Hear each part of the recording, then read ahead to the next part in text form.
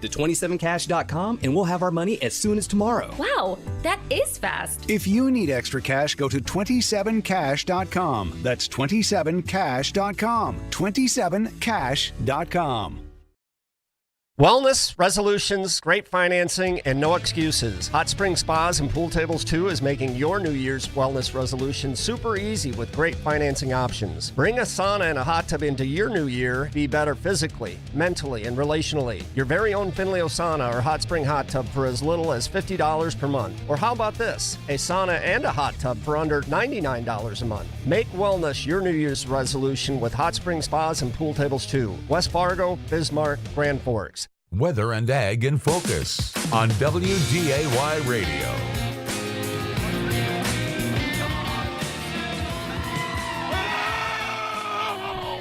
And welcome to Weather and Ag in Focus on this Hump Day Wednesday, 1:06 in the afternoon. I'm Chief Meteorologist Dean Wysocki alongside Justin Storm. I want to thank everybody for joining us this afternoon on this cloudy day but a mild day for this time. It's not too bad. What is it, 33 degrees? That's beautiful for January. Sure. At least temperature-wise. Yeah, that's for sure. And we had a little icing this morning, a little freezing mist west of the FM area and north as well. Some cars in the ditches there on 29, Justin, and some slippery travel going out west of Valley City this morning as well. Yeah, it definitely was slick this morning in spots north and west of Fargo. As you mentioned, Dean, there were a handful of cars that found that out firsthand, going a little too quick around the corners or maybe doing a little unnecessary passing around someone doing a little bit slower than them, and they ended up sliding off the road into the ditch. I guess, thankfully, there's not a lot of snow, so even if you do go in the ditch, if you don't really cause any damage to your vehicle, you can probably more than likely get out, at least in most spots. But regardless, it's not fun going in the ditch off the interstate. I've yet to do it, and I hope never to do it. Yeah. Dean, any off-the-road situations that you've done where, whether it was just bad weather or something, where you ended up going off the road? Oh, yeah. Yeah, any you want to share? Nope. Nope. I guess I have gone in the ditch 16. one time. I was 16. My dad was not happy. Yeah, well, I guess that'd be a fun little topic to start off the show. If you have a weather-related or animal-related story where you swerved or something happened and you took the car off the road into the ditch, and hopefully you were okay. But if you want to share that story with us, 701-293-9000 is the Red Wing Shoes phone line, or our email inboxes. That's weatherorag@flagfamily.com. I think I was about 17 at the time, and I was going around a corner out of our neighborhood, which is just little tiny development, a couple houses out in the middle of the sticks in central Minnesota. Well, I was going around a corner a little too fast, and I swung the back end out, and by the time I got it back under control, I was heading towards the road intersection. I was like, well, I don't know if there's a car there, so I just went into the ditch and rode down at the bottom of this 15-foot ditch for a couple hundred yards and shot back up the other side right in the middle of winter. Thankfully, I had a little Subaru Outback from 98, so it handled the foot of snow just fine. No damage on the vehicle either, just in and out. Lucky you. It was bumpy ride, though, I'll tell you that. Little bumpy joyride, huh? Well, I hit the ditch probably at like 15 miles an hour, and then I probably shot out at about 35 or so to get up the incline of the ditch. Wow. Good thing you didn't get hurt. Yeah, I know, and hopefully a lot of people out there drive safe over the next 36 to 48 hours, because there's more fog in the forecast and the possibility of some freezing drizzle. So, Dean, what's that looking like? And I hear on the extended forecast, we have much nicer temperatures, near if not record heat. Gotta love that, right? Yeah, we still have some fog and mist in the Northern Valley. Temperatures here at the studio, we're at 31. It's 33 out at the airport, and up and down the valley, temperatures right around 30. Going to be stuck where we're at right now. Steady temps the rest of the day. Maybe a little of that freezing mist in the far Northern Valley. Other than that, we're going to see fog redevelop. It's likely tonight as winds go light. We'll drop down to a low in the mid-20s, so that means freezing fog a possibility. So keep that in mind for tomorrow morning. Could have a little bit of slippery travel for your morning commute, similar to today, with highs tomorrow, again, right around freezing. And a few more peaks of sun, but don't get too excited for Friday. But we should have highs in the low to mid-30s on Friday. More sun over the weekend. That's good news. But temperatures kind of hang right around that low to mid-30 range. It's next week where we start to warm up. We're looking at still low to mid-30s on Monday. Tuesday, we should be closer to 40. And we'll be in the 40s on Wednesday of next week. Probably low 40s the way it looks right now. But areas out to the west, we're talking western parts of North Dakota, could touch 50 next week. And that would be a 120-degree spread from just 2 weeks ago, where they were at 70 below. So you talk about weather whiplash. Oh, man. That is something else. Yeah. We're going to be going through a decent little change as well. About 45 below, was it? So what is that? Is that 100 degrees for us as well? I think that's about 100 pretty degrees close. swing. Yeah, pretty close. 80, 85, 90. Yeah, I don't think. Not the 120, but still.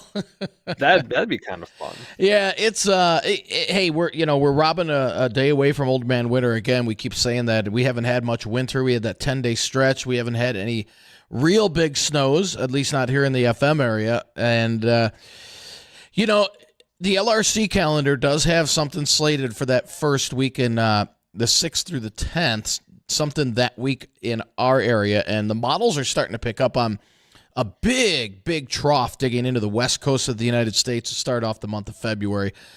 It'll be interesting to see the path that storm takes. It does look like there's going to be cold air available on its backside. So we'll see. That first week in February there, first going into the second week, I should say, could get a little interesting around here. So I don't think we haven't had any big snows yet. And that system coming in early February, and that is the same system. That's our Christmas storm system, which brought the big ice storm, which brought the big rains. So that's the same system that's cycling back through this time around. So let's hope it's not ice. I'd rather have either rain or snow out of this. Let's hope that doesn't do a repeat as it did right around Christmas. You see, it's like driving on snow is one thing. Like, yes, it's slick, but it's for the most part not an issue. It's the ice that's the real kicker, especially when you get the black ice that just blends into the asphalt and you can't really tell it's there until you're driving and your headlight hits it just right and you're like, oh man, I think I'm on ice, and you do the little wheel jiggle, or you touch the brakes to see if your car responds, and it doesn't, and you're like, oh, I'm on like real ice. Yeah, it's going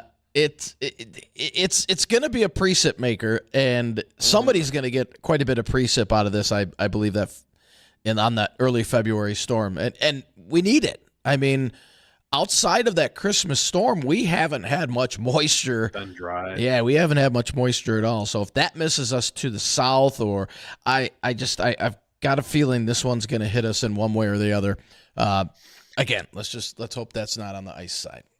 Yeah, let's just keep it as snow. That'd be nice. I need to take the snow blower out again. I haven't used it in about a month. It's just sitting there staring at me. It's saying, please start me up and use me, but I don't have any snow to use. We just had a dusting the other day up here in Grand Forks, and what day was that? Was that on Friday maybe? I don't even remember what day it was, but I just took the leaf blower out to it because it was just powdery. Yeah, and we still haven't given our snowblower away for our snowblower contest. So I had totally forgotten that we were doing that contest. We haven't had the 3 inches of snow yet. So we'll have to look. If we go the whole winter without getting 3 inches of snow. Yeah, we'll. Do we give it to the whatever person guessed the day that we got the most? Nope. It'll have to wait till next year. Oh man! Yeah, all right, we'll have to wait till next year. People be hoping that we get some snow then. Yeah, no doubt. Well, we got a special guest coming up here shortly, and I hope I pronounce your name right. Theresia Gillie. I believe that's correct. If not, I think you're correct. If it's not, I'm blaming this on Bridgette because this is how she has her name typed up. So, Well, is she shaking her head in the camera down there on the TV screen? No, it's wrong. She's shaking her head. Got it wrong. I bet it's Theresia, and that's Bridgette's fault for misspelling that. Anyway, she's a northwestern Minnesota farmer. She's also the former Minnesota soybean growers president. So we'll be talking with her about farming here in the Northland. But first, we have to take a break, and we'll catch up with American Ag Network. If you have any questions during the show, don't forget to call our Red Wing Shoes hotline at 701-293-9000. Don't go anywhere. We'll be right back. Livestock all in the green today. For the American Ag Network, I'm Richard Risvet with this Market Update.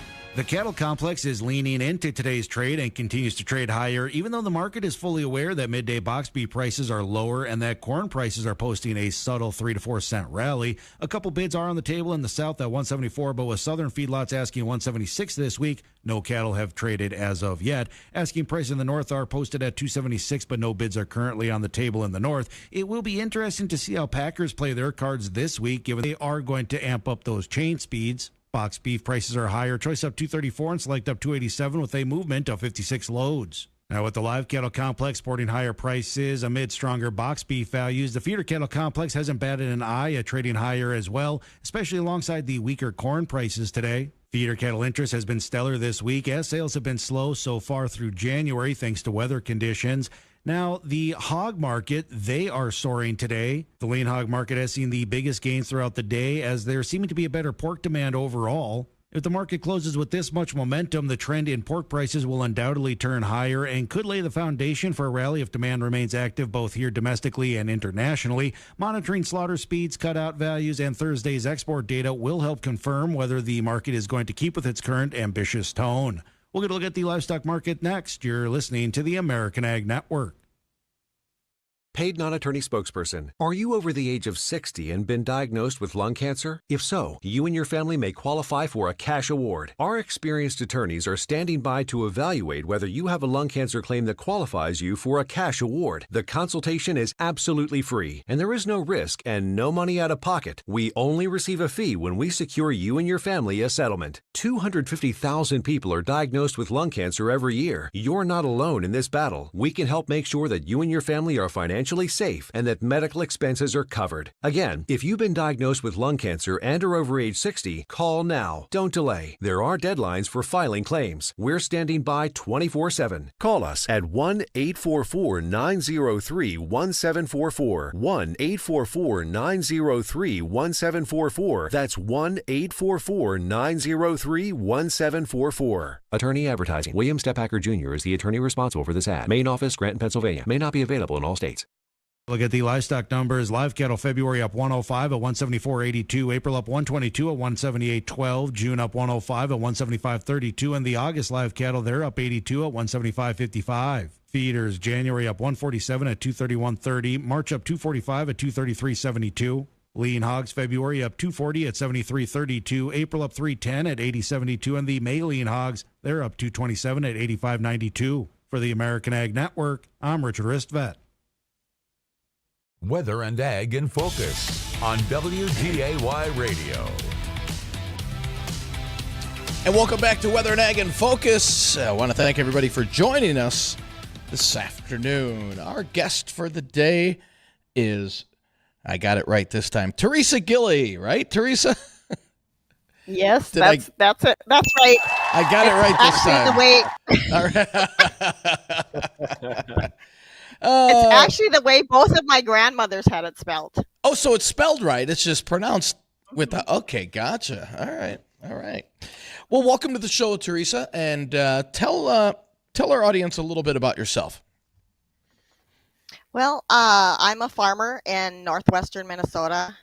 I farm about 950 acres of soybeans and wheat.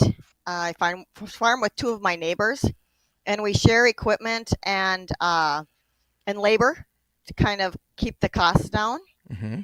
and I'm county commissioner, and I'm past president. That was back in the 16-17. I'm now past president of the Minnesota Soybean Growers. Gotcha. And how? Hey, Theresia, could I have you pull that microphone just a couple inches away from the mouth? We're getting a few pops out of it. Okay. How's Maybe that? a little higher up. Just so I guess it's not directly right in front of your mouth. How about that? There we go. Perfect. That sounds better. Yeah, okay. perfect. Thank you. So Theresia, how long have you been farming up in Northwest Minnesota? Well, I was farming with my husband. We started in 1986, and my husband passed away in 2017. So my neighbors came over and wanted to help me after he passed away. It was kind of a come to it's the community thing where they all came together and they got my farm all planted, and Steve and Richard pretty much took care of coordinating everybody. And my plan was to have an auction, which I did in the fall.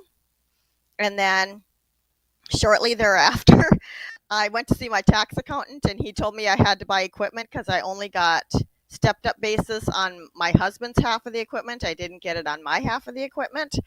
And so I thought, well, now I kind of got out of farming and now I have to go back into farming.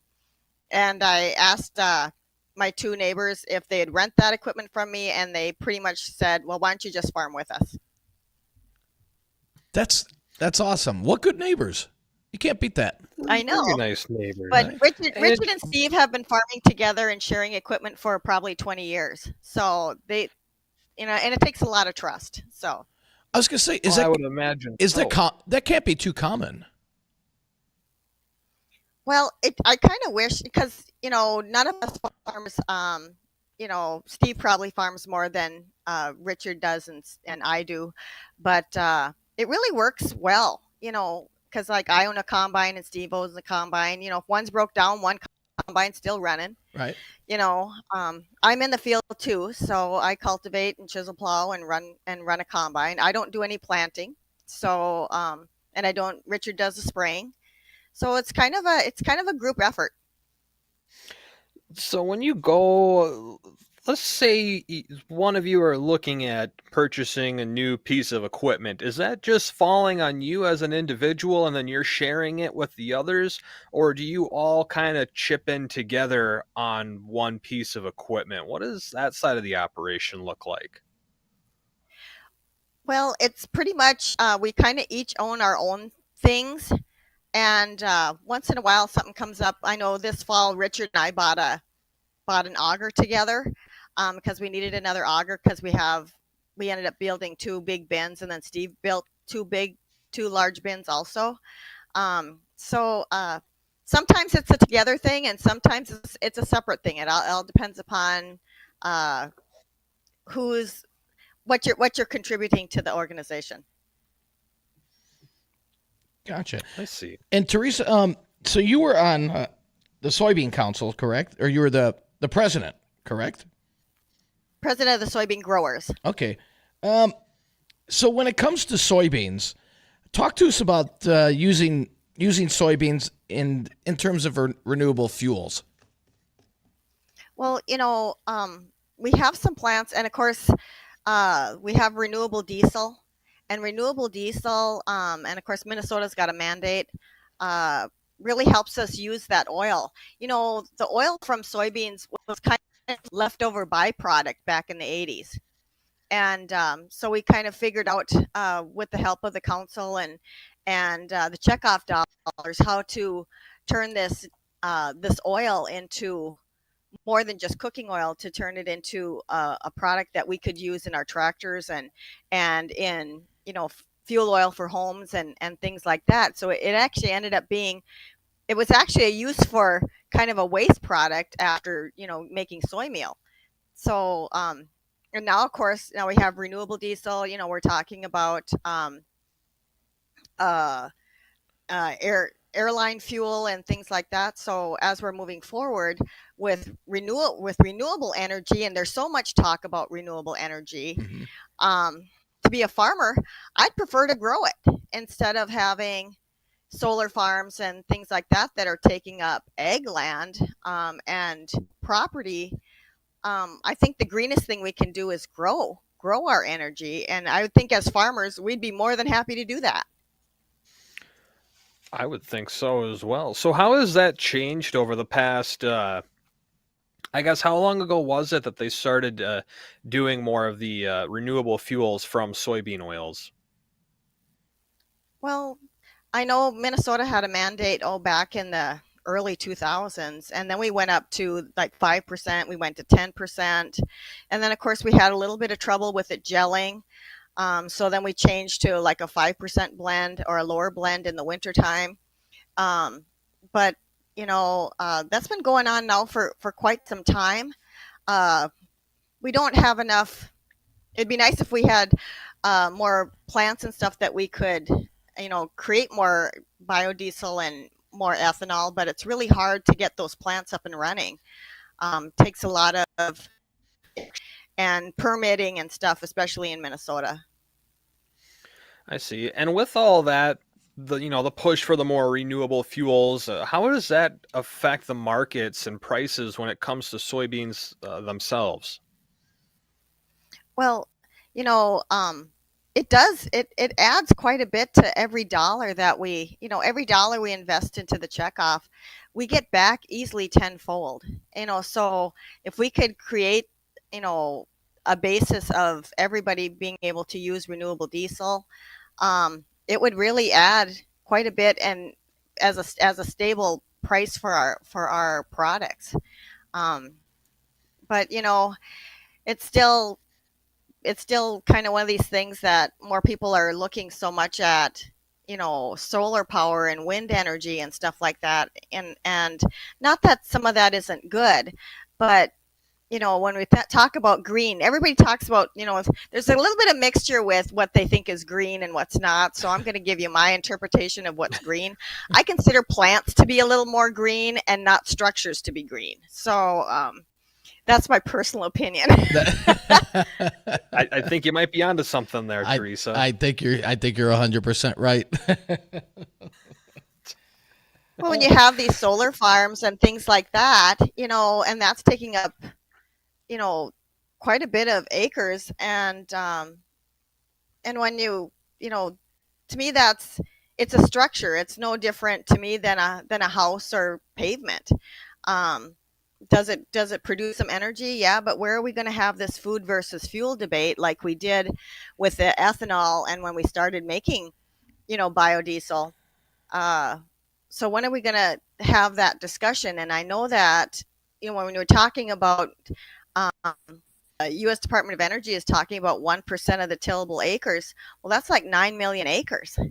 That's significant in crop production. And then, of course, where does our food versus fuel debate come into play? Because, our goal as farmers is to feed everybody. That's our goal. That's kind of been that mentality in farmers has never changed. Right.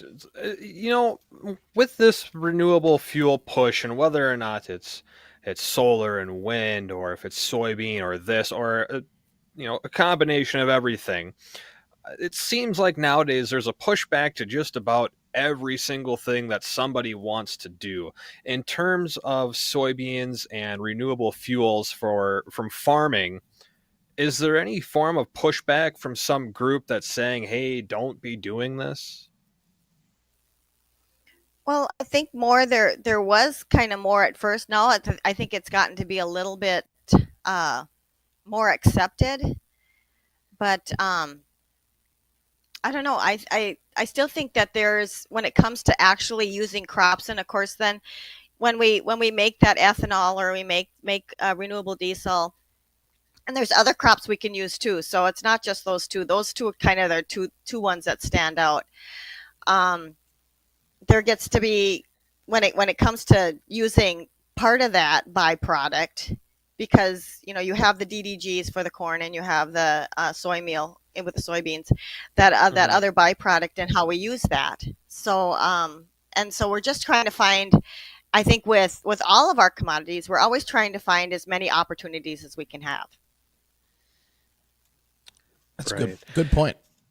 That is. Well, we got more questions here, Teresa. We want to know, we had grown some soybeans, and me and Dean we're not farmers. We don't know what's going on behind the scenes after we do harvest. So I was hoping maybe you could explain to us a little bit on where our soybeans that are sitting in a bin up the road from us, and as well your soybeans and other people's soybeans around the area, for those that are not involved in agriculture, where are these soybeans more than likely going, and what comes after the next steps of farming, and as well as the importance of, say, maybe the new crush plants that'll be coming online here in the near future in North Dakota, if that's going to be significant or not in your opinion. And if anyone out there has any questions for Teresa, if you want to get those questions answered, you can give us a call on the Red Wing Shoes phone line. Join in on the conversation. That phone number is 701-293-9000. Or you can reach us via email. That's weatherorag@flagfamily.com. So we'll rejoin this conversation here in just a moment, so stay tuned.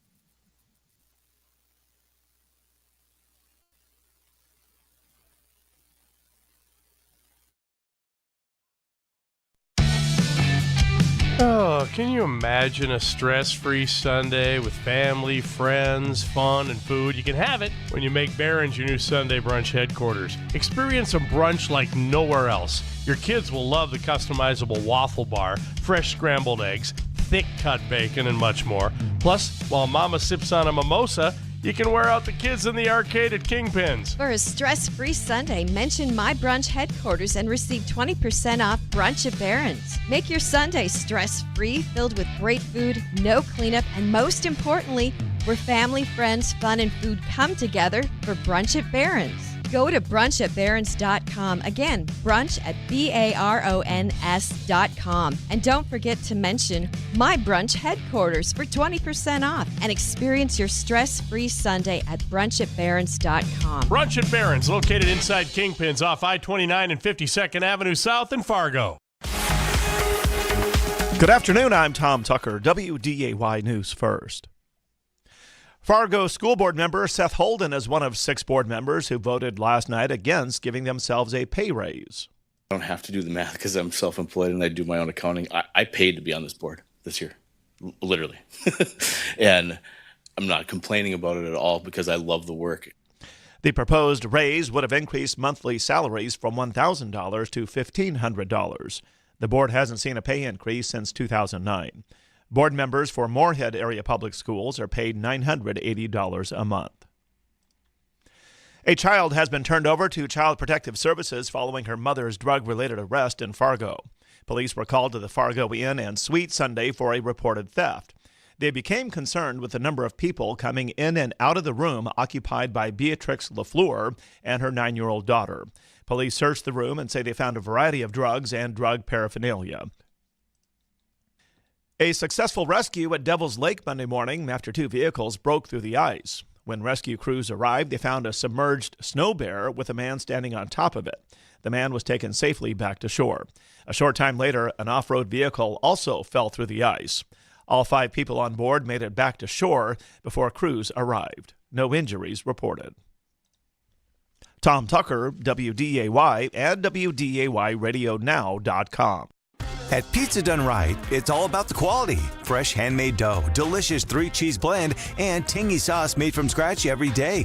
The name is there for a reason. Pizza Done Right, inside the Bowler, where they pride themselves on serving up a top quality pizza at a reasonable price. Large 14-inch pizza starting at $14. Open at 5 p.m. weekdays and noon on weekends. Delicious, fresh-made pizza, wings, burgers, and more. Pizza Done Right, inside the Bowler. Great for dine-in, carry-out, and delivery.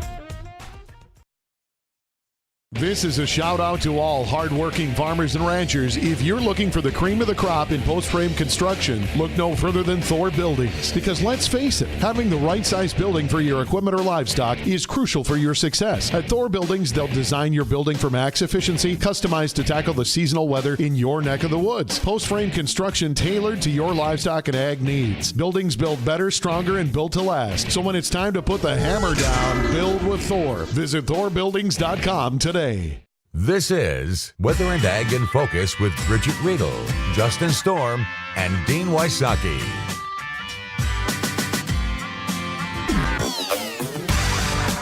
Welcome back to Weather and Ag in Focus. Thanks for rejoining us. It's 1:34 on this Wednesday afternoon. A quick check on your currents.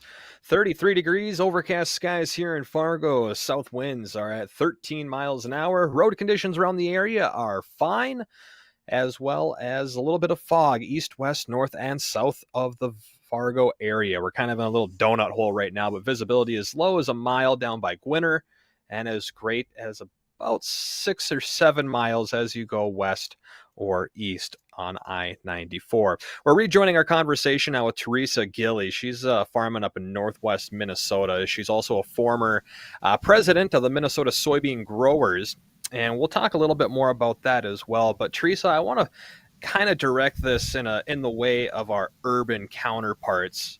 It'd be me and Dean and everyone else in the city life who doesn't do farming. Where are the soybeans going after they get harvested? We all see the crops being grown throughout the year. We see them being harvested, but we have no idea what happens to them next or where they go. So where is the majority of our soybeans going here in the valley in northwestern Minnesota?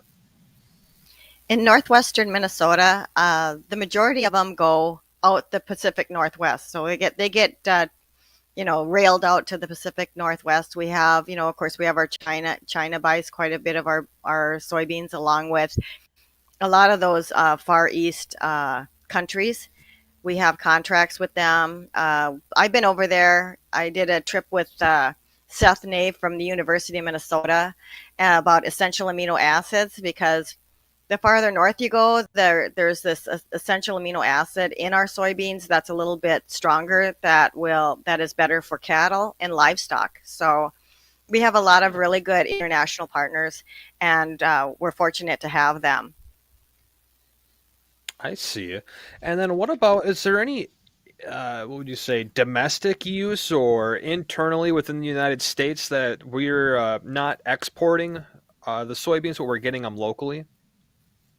Yeah, actually, hogs and soybeans go together. Hogs and soy meal, they're two big partners. So, barbecue, it's a soybean thing. Or if you talk to the hog people, barbecue, it's a pork thing. So, so a lot of actually our soybeans are used domestically, and of course, if we can get these crush plants and stuff up and running, we can use more of that locally also, and use that in our domestic markets. Right. So with the crush plants, why do we need to have the crush plants that are coming online? What's the importance behind those? Well, the renewable energy or clean energy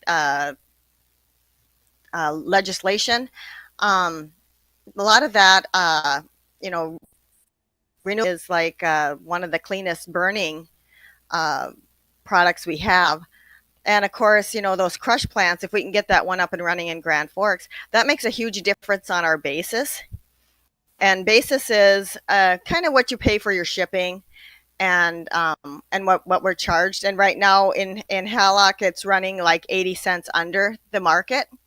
And if we can lower that, say, to 40 cents, that's a huge savings and a huge profit mover for us. Mm-hmm. Do you think that would, in return, I don't know if it would be on a larger scale, but at least on a more local scale, do you think having those crush plants and that extra demand will cause any increase in price for soybeans, since there'd be a larger demand and I would imagine about the same amount being produced? Well, I got to tell you, our industry partners really do a wonderful job at giving us new tools. So I know back when I originally started growing soybeans, I was lucky to get 25 bushels an acre, and now I'm getting 40. So our industry partners are always working on that, and that's why we're lucky to have our seed dealers and stuff. But it does make a difference. If we can get a higher price, it just makes us more profitable. We don't have less than 2% of people in the nation are farmers, and so we need to make a living. We need to make a profit if we're going to stay going, just like everybody else. Right, exactly. Right. And Theresia, you grew up a city girl, if I'm not mistaken. Now, how did you go from city? This sounds like a book. How did you go from city girl to being such an experienced farmer? Well, I grew up in a small town in central Minnesota, so I wouldn't call it. I wasn't like city, like metro city. Okay. But I met my husband in college, and they had a custom combining business. And we went, I was back in 1983, we went to Laverne, Oklahoma, and we got down there, and they said, we're going to teach you how to run a 7720 John Deere today for a couple of days until they can hire somebody else. Well, that was back in 1983, a few years ago, and pretty much I've been running equipment ever since. So bad idea for me to get in that equipment. Well, equipment's come a long way since then, that's for sure. I now own a 9770, so okay. And I always will have rear wheel assist. Okay. Oh, that's fun. Well, Theresia, you did some other stuff besides just what you're kind of doing on your operation. You were a former president of the Minnesota Soybean Growers. So tell us about that. What is the Minnesota Soybean Growers, and what was your responsibilities or role as president of that group? Well, your commodity groups, the soybean growers, we are kind of your lobbying groups. We're your voice for farmers and for small towns and rural communities when we're dealing with legislative issues. Your checkoff dollars cannot be used for legislative, visits, and they cannot be used for influencing legislators. But your membership dollars can. And so when, I know the sugar beet growers have them, wheat growers have them, corn growers have them. We all have our grower associations, and those associations are your lobbying voice. And so we get together, and, it's amazing. There's a lot of different diverse issues that are out in egg country because my farm's different than farms in southern Minnesota. And we have to do everything we can to protect our farmers that are out there and encourage young farmers to step forward. We want that next generation to come forward and farm. And Right. Theresia, And go ahead. Go ahead, Dean. Okay, I was going to say, Theresia, you're also a very strong advocate of mental health awareness on the farm. If you could give some advice to anybody out there that might be struggling, what would that advice be? My advice would be, first of all, you're not alone, because now, we've had, a couple years ago and last year, the prices were really high. Now they've kind of been tanking. And, we're all feeling that push. Crop prices the inputs are higher. Equipment is incredibly high. We can't get the parts we need, in a timely manner. There's just, not enough mechanics out there. And so when that stress comes, take that deep breath and realize that, you need to take care of yourself and your family, and don't worry so much about the back 40, because I sure as heck hope that if you say what's the most important thing in your life, I sure as heck you're not going to tell me it's your tractor. Yeah. It's going to be your family. Right. And for those of you that are out in the field, if you see somebody struggling, go help them. And once in a while, ask them for help, because farmers are incredibly diverse people. They can fix a lot of things. Some of them have CDLs. They have spray licenses. I mean, they're kind of the jacks of all trade. So it's amazing how many farmers don't realize the incredible value they are to every community. Right. And we just got an email in from one of our listeners. They want to know what are some of the biggest issues or hurdles that local farmers have talked to you about that should be changed or addressed? Well, I guess, one of the biggest issues that we have in farming is we want to make sure that we're able to protect the right to farm and keep the products that we're using to don't take our resources away, because that gets to be when they start talking about some of our herbicides and pesticides that we use, and they want to limit that, or that gets to be a problem because we are under such a time restraint when we're out in the field.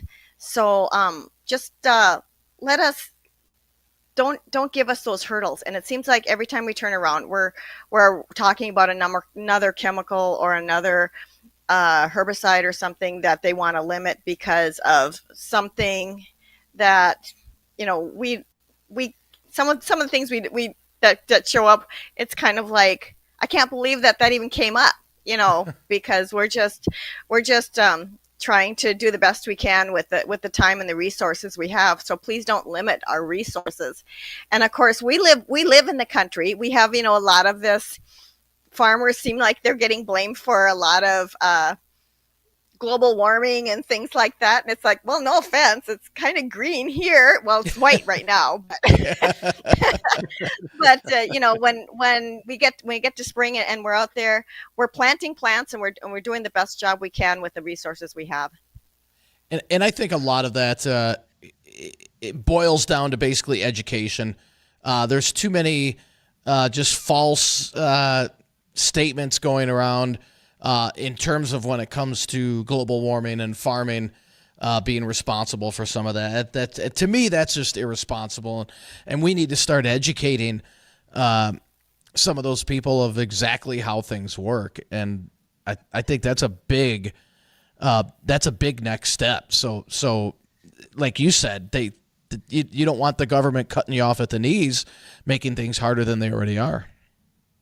No, and of course, when people drive by, we're not, 10 chickens, 2 cows, and a pitchfork. That's just, You forgot the overalls. That American gossip thing is gone. And of course, they see us in this big equipment, but we're using more technology.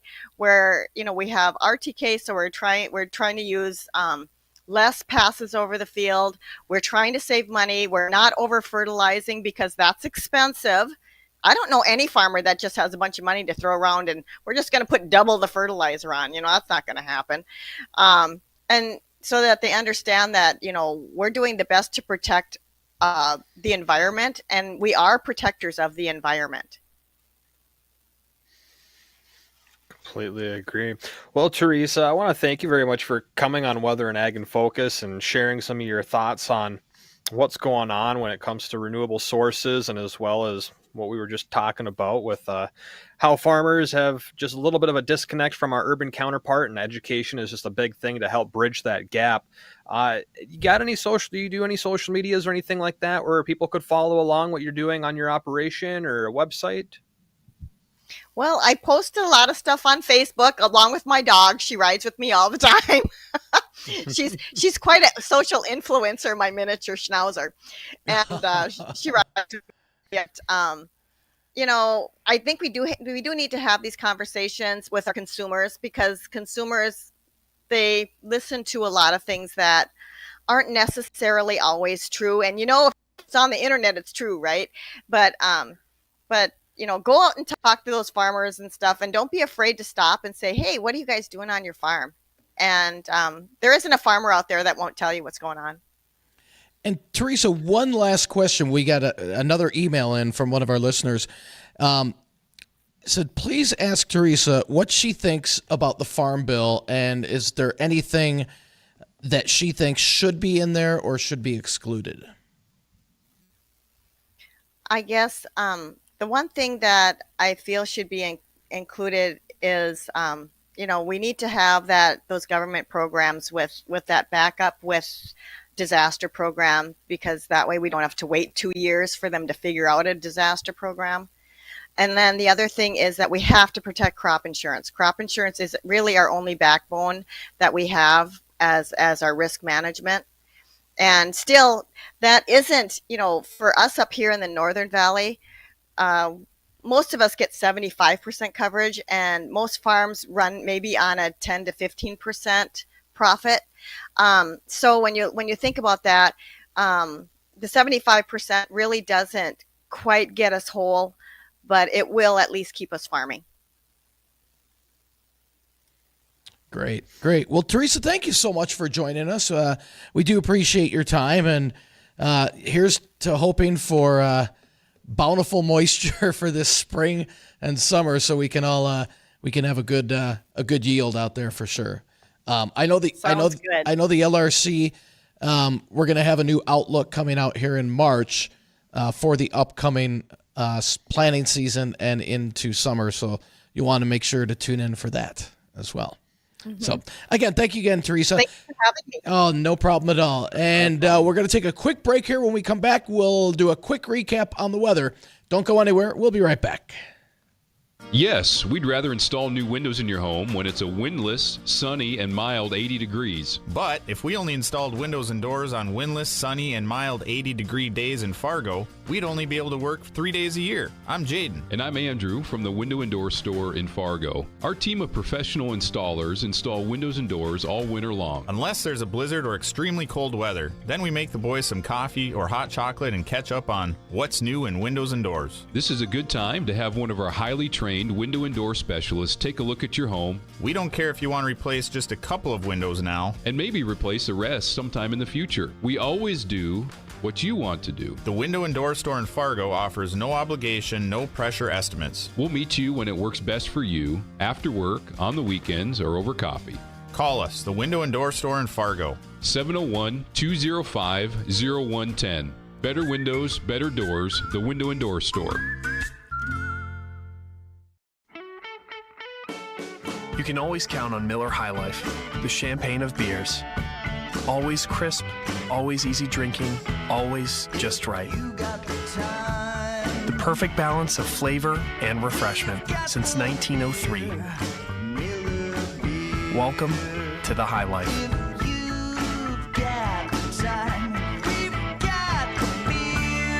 '19 Miller Brewing Company, Milwaukee, Wisconsin. Celebrate responsibly. Thereldson Ethanol invites you to trade in your job for a career. Just west of Castleton sits one of the nation's largest ethanol facilities, a 170 million gallon per year ethanol plant.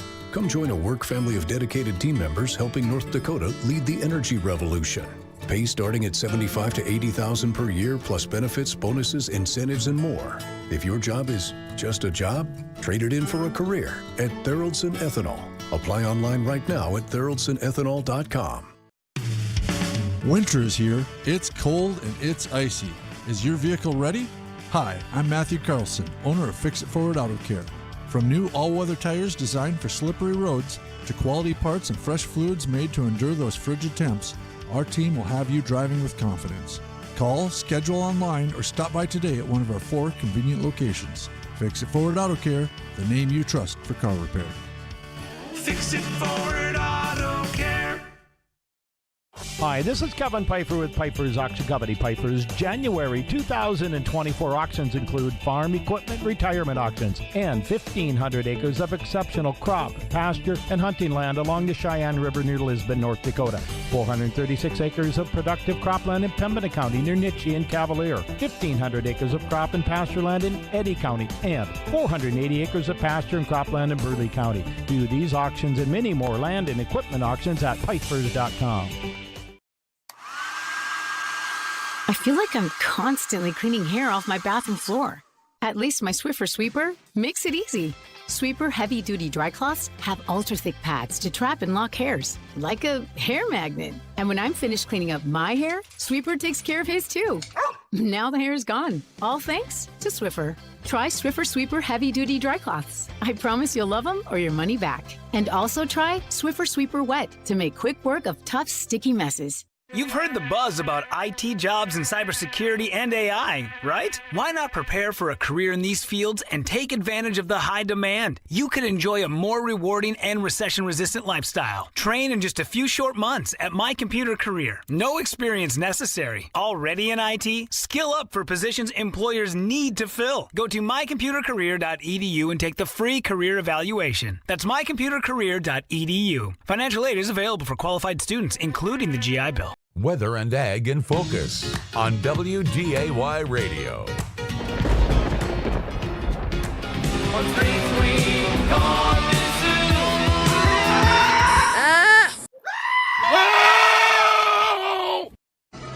How many more animals.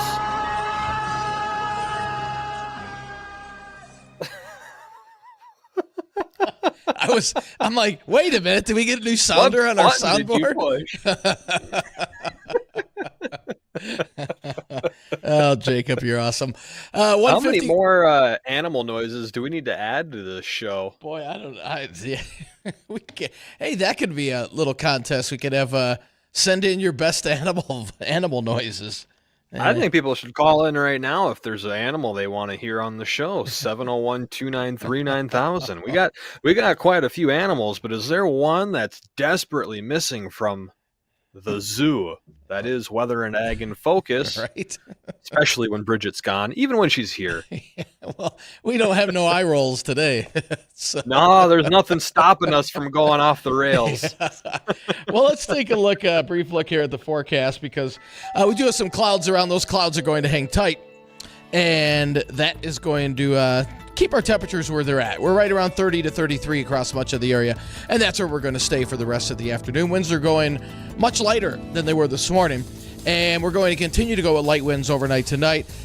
More than likely, most areas are going to see some more fog, and with temperatures dropping down into the mid-20s tonight, that will probably end up being freezing fog, maybe a little freezing mist along with that. So your morning commute tomorrow, similar to today in the Northern Valley, but I think everybody's going to be a little more widespread with some slippery conditions tomorrow morning. You probably want to plan ahead, maybe leave a little extra time for your commute tomorrow. And then we're stuck with the clouds and fog through Thursday night, Friday morning. I do think we'll see some breaks for sunshine on Friday. Don't expect a lot. And then over the weekend, more sunshine, low to mid-30s. We'll start off next week in the low to mid-30s, but then Tuesday we should come close to 40, and we should be in the 40s as we head into the middle of next week. And again, according to our LRC calendar, anytime after, I believe it's the 6th. I don't have the calendar in front of me, Justin, so if I'm wrong, correct me. But I believe it was right around the 6th that week. We're going to have a storm system rolling through here. That was the same system that brought us the rain and ice storm in December during Christmas time. So hopefully we can pull in either much colder air into this system coming in around February 6th or keep us on the warm side, keep it all rain. Although I think most of our winter enthusiasts, including our ice anglers, last thing they want to see is rain. So we could use a decent snow in terms of moisture. So let's hope that that system coming in February there does drop some beneficial moisture again. Hopefully in the form of snow. After that system passes, there is going to be a ridge that's building up into Alaska. Anytime that happens this time of the year, 9 times out of 10, we get a dump of cold air into the central and eastern parts of the U.S., and I do see that happening after that storm exits after the 6th. So we'll be keeping an eye. We've got quiet weather up until then outside of this fog and freezing mist, but things could turn a little more active as we start off February. And then, well, we'll wait and see. And then, and that's what's that? What was the name of that? And movie? then we're done with the show. Yeah, that was what. Dude, where's my car? Is that what that line dude, is off of? my All right, man, killing me. Well, I think that'll about wrap it up for the show today, Dean. I want to thank everyone for tuning in and listening to us and Theresia this afternoon. If you got any further questions, if you got any recommendations, guests you'd like to hear from us on the show, shoot us emails at weatherorag@flagfamily.com. We'll be back tomorrow, 1 to 2 o'clock in the afternoon. Coming up next is the Jay Thomas Show.